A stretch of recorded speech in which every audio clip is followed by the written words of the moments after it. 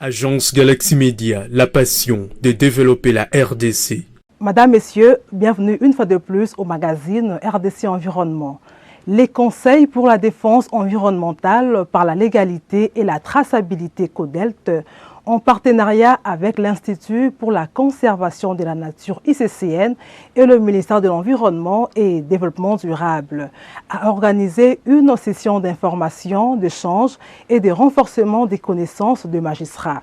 Objectif, présenter les contenus des ouvrages thématiques produits et de les mettre à la disposition de magistrats bénéficiaires en vue d'améliorer leurs connaissances et renforcer leur capacité d'intervention dans la lutte contre la criminalité qui affecte la biodiversité du pays et ses habitats. C'était le vendredi 21 juillet 2023 dans la salle Maïko du bâtiment administratif du site ex-Tembenatembe dans la commune de Lingwala. Reportage.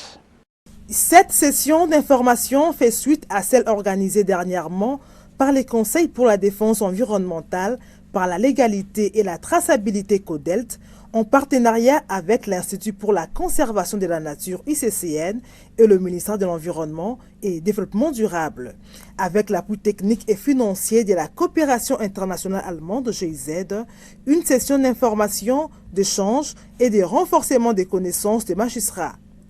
L'objectif était de présenter les contenus des ouvrages thématiques produits et de les mettre à la disposition de magistrats bénéficiaires en vue d'améliorer leurs connaissances et renforcer leur capacité d'intervention dans la lutte contre la criminalité qui affecte la biodiversité du pays et ses habitats. Les Codes verts tome 2, première édition et droit pénal congolais de la conservation de la nature, des ouvrages de grande envergure publiés par les CODELT pour qui il fallait rendre accessible l'information à travers la distribution de ces deux supports. Aujourd'hui, nous pouvons avoir des infractions environnementales et si nous ne connaissons pas les lois, et là nous allons contribuer à l'impunité. Et c'est pour cette raison que l'état des lieux dans ce domaine n'est pas intéressant, puisque beaucoup de magistrats ne sont pas capacités dans le domaine de la protection de l'environnement. Et on profite de ces genre d'occasion pour renforcer leurs capacités et les rendre utiles à la lutte contre l'impunité des infractions environnementales. Dans le domaine de l'environnement, il y a beaucoup de thèmes qui sont très complexes, c'est vaste. Alors, nous avons des secteurs prioritaires que nous exploitons, par exemple la conservation de la nature, la protection de la forêt, pour essayer un peu de remettre leur niveau à même de faire face à ce genre de crimes contre l'environnement. C'est ça notre stratégie.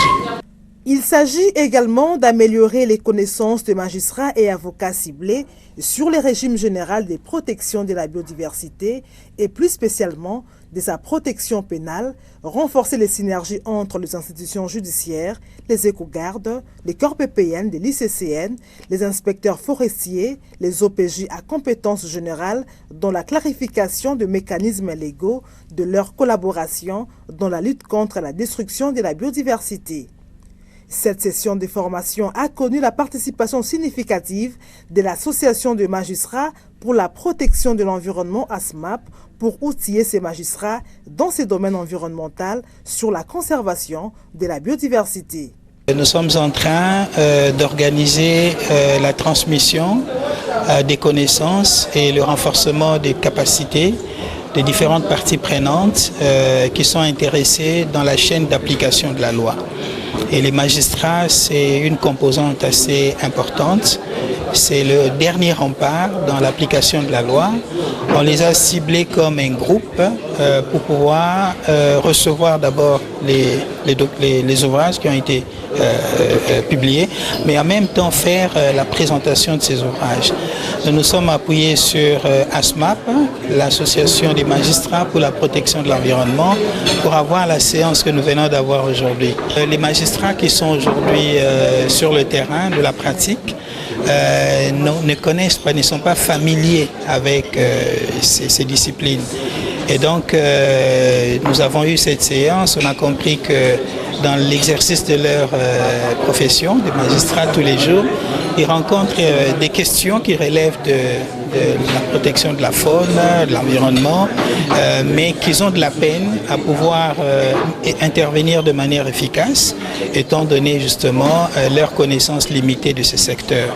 Et des rencontres comme celle-ci aident à améliorer leur contribution dans l'application, la bonne application des lois dans ce secteur. Pour commencer à apporter une réponse citoyenne à ces sombres tableaux, les conseils pour la défense environnementale par la légalité et la traçabilité CODELT a choisi de mener quelques actions en vue de promouvoir la légalité dans les systèmes de gestion de la biodiversité et des aires protégées et de lutter contre la criminalité à grande échelle des produits de la faune en République démocratique du Congo.